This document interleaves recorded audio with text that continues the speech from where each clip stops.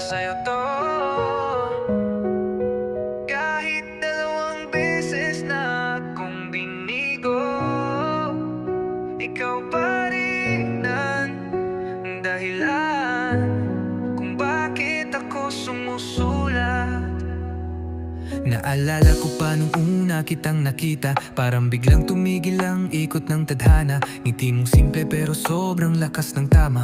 Hindi ko alam noon na puso ko'y tataya. Nagtiwala ako, umasa sa bawat salita. Akala ko yung pangarap ko ikaw na ang simula, pero biglang naglaho parang usok sa hangin. Iniwan mong tanong kung bakit di mo kayang amin. Damang beses akong binigo ng tadhana, dalawang beses ding umasa sa'yo ang puso ko sinta. Pero kahit ganun, di ko kayang magsisi, dahil ikaw pa rin ang inspirasyon sa bawat awitin. Pinaasa mo ako, o masakit aminin, pero hindi kita kayang galitin o sisihin. Kasi sa bawat araw na nakilala kita, may saya pa rin na iniwan sa alaala. Hindi man naging tayo sa dulo ng kwento, at least naging kaibigan kita kahit sandali lang to. At kung sakaling may ibang magpapasaya sa'yo, hiling ko lang sana maalala mo ako.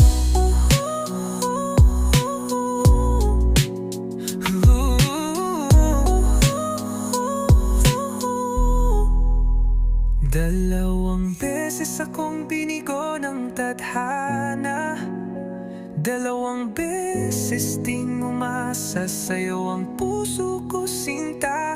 Pero kahit ganun, di ko kayang magsisi, dahil ikaw pa rin ang inspirasyon sa bawat awit. Kaya salamat sa'yo kahit di naging tayo, sa bawat ngiti mo na naging ilaw sa mundo ko. Masaya pa rin ako na nakilala kita, kahit hanggang kaibigan lang ang kaya ng tadhana.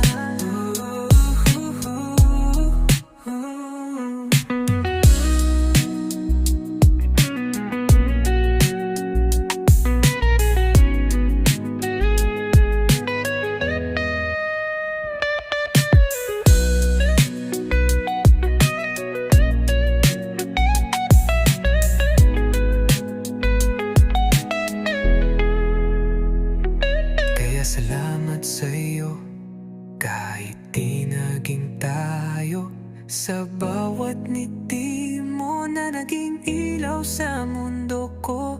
Masaya pa rin ako na nakilala kita, kahit hanggang kaibigan lang ang kaya ng tadhana.